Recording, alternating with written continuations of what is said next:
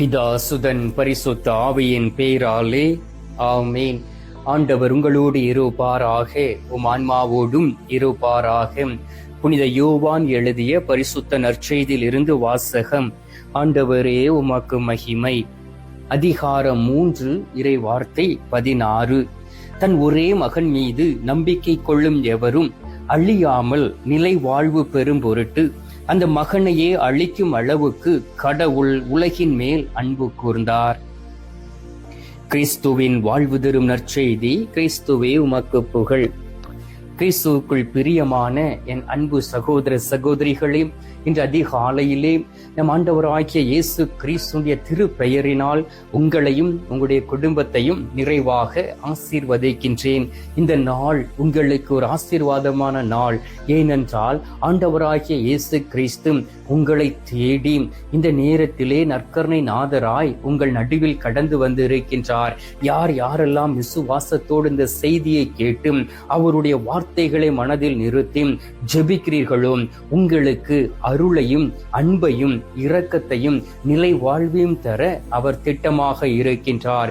எனவேதான் இந்த நாளிலே உங்களை பார்த்து சொல்லுகின்றார், என் மகனை உனக்காக பரிசாக கொடுத்தேனே, என்னுடைய மகனை உன்னுடைய பாவங்களுக்காக கொடுத்தேனே, என்னுடைய மகன் அவருடைய பரிசுத்த இரத்தத்தை சிந்தி உன்னை மீட்டு ரட்சித்து இருக்கின்றாரே, இன்னும் நீ பாவத்தில் வாழ்ந்து கொண்டு இருக்கின்றாயே, என் மீது அன்பு காட்டாதபடி உலகத்தின் மீது அன்பு கூர்ந்து உன்னுடைய பிள்ளைகள் மீது அன்பு கூர்ந்து வாழ்ந்து கொண்டு இருக்கின்றாயே, எந்த நாள் நீ என்னிடம் திரும்பக்கூடிய நாளாக இருக்கும் என்று சொல்லி ஆண்டவர் உங்களை பார்த்து கேட்கின்றார்.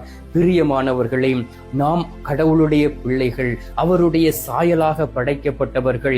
எனவே தன்னுடைய ஒரே பேரான மகனை இந்த உலகத்திற்கு அனுப்பினார். இந்த ஒரே பேரான மகனை உலகத்திற்கு அனுப்பி அவர் நமக்கு மீட்பை பெற்று தந்திருக்கின்றார். எனவே அவருடைய அன்பு நிபந்தனை அற்றதும் முடிவில்லாததுமாக இருக்கின்றது. அன்பார்ந்தவர்களே, ஆங்கிலத்தில் சொல்லுவார்கள், God's love is unconditional and eternal.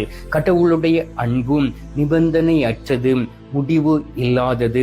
அந்த அளவுக்கு ஆண்டவர் நம்மை அன்பு கூர்ந்தபடியினால் நீங்களும் நானும் இந்த உலகத்திலே வாழ்ந்து கொண்டு இருக்கின்றோம்.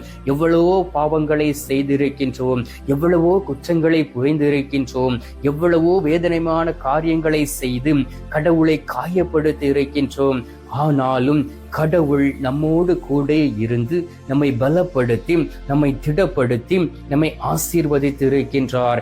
எனவே அவருடைய ஆசீர்வாதத்தை பெற்றுக்கொண்ட நாம், அவருடைய வல்லமையை பெற்றுக்கொண்ட நாம், அவருடைய ஒரே பேரான மகனுடைய பரிசுத்த இரத்தத்தினால் கழுவப்பட்டு இருக்கக்கூடிய நாம் உண்மையான ஒரு வாழ்க்கையை வாழ்வோம், ஒரு பரிசுத்தமான ஒரு வாழ்க்கையை வாழ்வோம். அந்த பரிசுத்தமான வாழ்க்கை நம்மை ஆண்டவரை காண செய்யும்.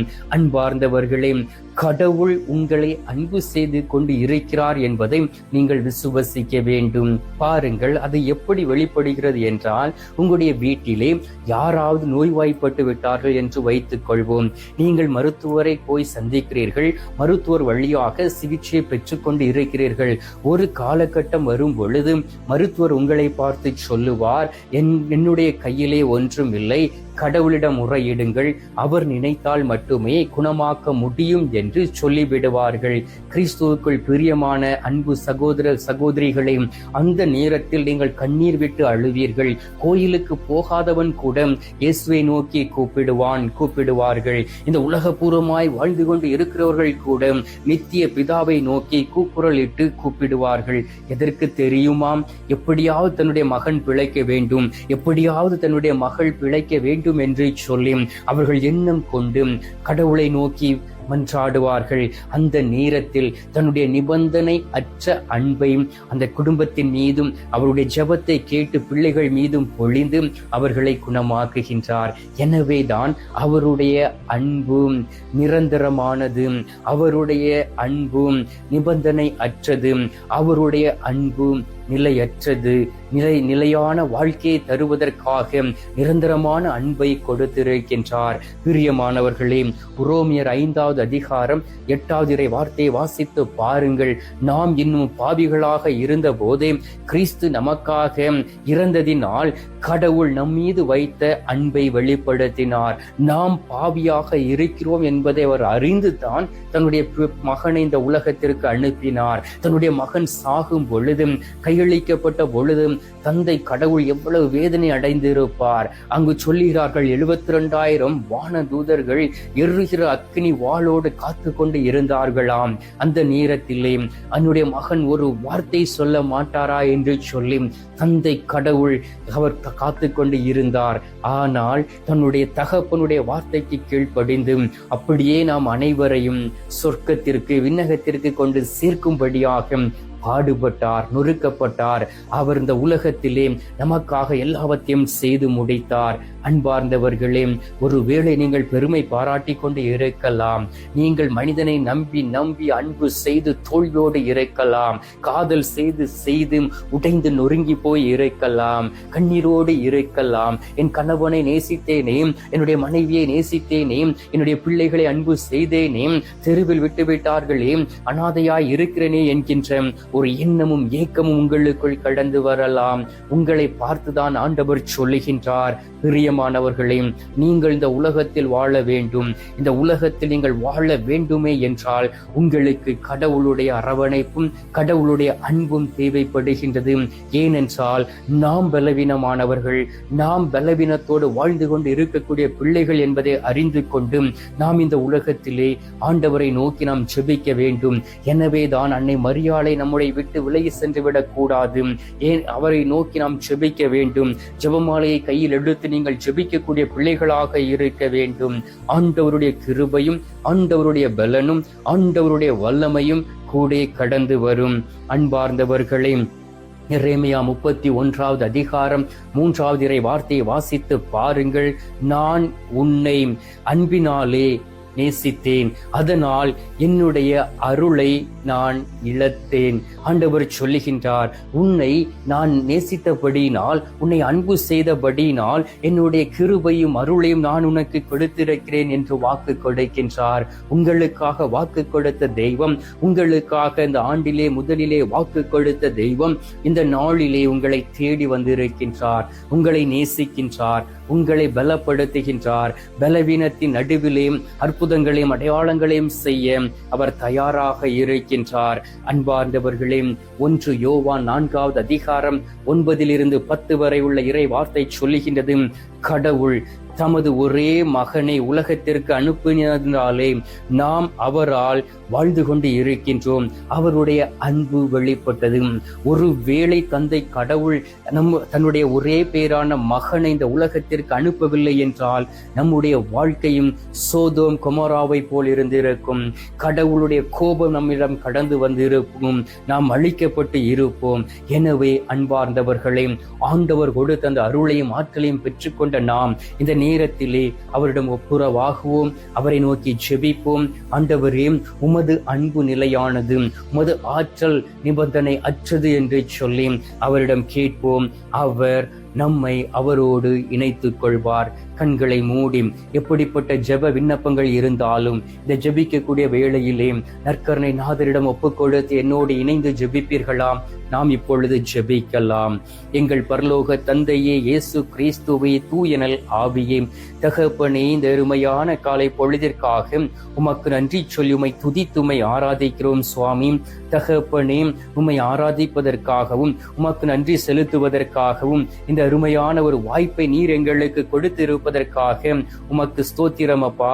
நீர் எங்களுக்கு தாயாக தகப்பனாக இருக்கின்றீர். நீர் எங்களுக்கு வல்லமையும் கிருபையும் செய்யக்கூடிய தெய்வமாக இருக்கின்றீர். நீர் எங்கள் மீது அன்பு செலுத்தி எங்களை ஆசீர்வதித்து எங்களுக்கு ஒளி ஊட்டக்கூடிய தெய்வமாக இருக்கின்றீர். அன்பார்ந்த இயேசு சுவாமி, உரோமியர் 8வது அதிகாரம் 38, 39 வார்த்தைகளை வாசிக்கும் பொழுதில் சொல்லப்பட்டு இருக்கின்றதே, எதுவும் நம்மை இயேசு கிறிஸ்துடைய அன்பில் இருந்து பிரிக்க முடியாது என்று. ஆம் தகப்பனே, உமது அன்பில் இருந்து நாங்கள் மட்டும் பிரிந்து சென்றால் உண்டு, இந்த உலகத்தினுடைய வேகமும், இந்த உலகத்தினுடைய அறிவியல் முன்னேற்றங்களும், இந்த உலகத்தில் நடக்கக்கூடிய காரியங்களும் உமது அன்பில் இருந்து எங்களை பிரிக்க முடியாது என்று விசுவசிக்கின்றோம். இதோ உம்மை நேசித்து அன்பு செய்து கொண்டு இருக்கக்கூடிய பிள்ளைகள் அனைவரும் இந்த நேரத்திலே உம்மை தேடி வந்திருக்கிறார்கள். என் ஆண்டவர் என்னை தொட மாட்டாராம், என் ஆண்டவருடைய கரம் என்னை தொடாதாம், என் ஆண்டவருடைய வல்லமை கடந்து வராதாம், என் ஆண்டவர் என்னை பலப்படுத்த மாட்டாராம், என் ஆண்டவருடைய இரக்கம் எனக்கு தேவை என்று சொல்லி உம்மை நோக்கி ஜெபிக்கக்கூடிய பிள்ளைகள் ஒவ்வொருவரையும் ஒப்புக் கொடுக்கின்றேன். உமது கல்வாரி ரத்தம் அவர்கள் மீது ஊற்றப்படுவதாக, மாசு மறுவற்ற ரத்தம் அவர்கள் மீது தெளிக்கப்படுவதாக, கல்வாரி அன்பினால் நிரப்பி அவர்களை பலப்படுத்தி ஆண்டவரே உம்மில் இருந்து அவர்கள் பிரிந்து விடாதபடி எப்பொழுதும் ஜெபித்து ஆசீர்வாதத்தை பெற்றுக் கொள்வார்களாக. இந்த நேரத்திலும் கூட ஆண்டவரே, இதயம் சம்பந்தமான நோயினால் பாதிக்கப்பட்டு இருக்கக்கூடிய பிள்ளைகளை ஒப்புக் கொடுக்கின்றேன். லிவர் கிட்னி சம்பந்தமான நோயினால் பாதிக்கப்பட்டு இருக்கக்கூடிய பிள்ளைகளை ஒப்புக் கொடுக்கின்றேன். ஒவ்வொருவரையும் தொடும், ஒவ்வொருவரையும் ஆசீர்வதியும். அவர்களுடைய நோய்கள் குணமாகி அவர்கள் ஒரு சாட்சியான ஒரு வாழ்க்கை வாழ்வார்களாக. இந்த நேரத்திலும் கூட உத்திரிக்க ஸ்தலத்தில் இருக்கக்கூடிய ஆத்துமாக்களை நினைவு கூறுகின்றோம். யாதுமறியாத ஆத்துமாக்களை நினைவு கூறுகின்றோம். மறக்கப்பட்ட ஆத்துமாக்களை நினைவு கூர்ந்து ஜெபிக்கின்றோம். இவர்களுக்கும் அது திரு சமூகத்திலே நித்திய இளைப்பாறுதலை தந்துவிட வேண்டுமாய் நோக்கி ஜெபிக்கிறேன். சுவாமி, இந்த காலை பொழுதிலே நீர் எங்களுடைய ஜெபத்தை கேட்டதற்காக உமக்கு நன்றி. ஜெபத்தை கேட்டு பதில் தந்திருப்பதற்காக உமக்கு ஸ்தோத்திரம், ஸ்தோத்திரம், ஸ்தோத்திரம். மீட்பெரும் இரட்சகருமான இயேசுவின் திருக்கரத்தில் ஒப்பு கொடுத்து எங்கள் பாதுகாவலராம் புனித சூசையப்பர் வழியாக ஜெபிக்கின்றோம். அன்பு தந்தையே, ஆமேன். பரலோகத்தில் இருக்கிற எங்கள் பிதாவே, உம்முடைய நாமம் அர்ச்சிக்கப்படுவதாக, உமது ராஜ்யம் வருக, உமது சித்தம் பரலோகத்தில் செய்யப்படுவது போல பூலோகத்திலும் செய்யப்படுவதாக. எங்கள் அனுதின உணவை எங்களுக்கென்று அளித்தருளும். எங்களுக்கு தீமை செய்கிறவர்களை நாங்கள் பொறுப்பது போல எங்கள் பாவங்களை பொறுத்தருளும். எங்களை சோதனை விளைவிடாதையும் தீமையில் இருந்து எங்களை ரட்சித்தருளும்.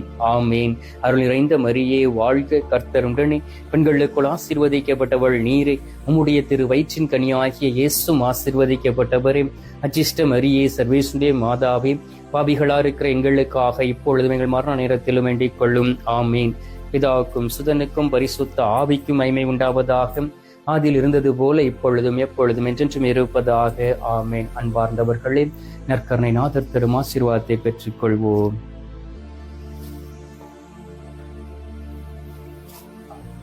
எல்லாம் வல்ல இறைவன், பிதா, சுதன், பரிசுத்த ஆவி உங்களை ஆசீர்வதிப்பாராக. ஆமேன்.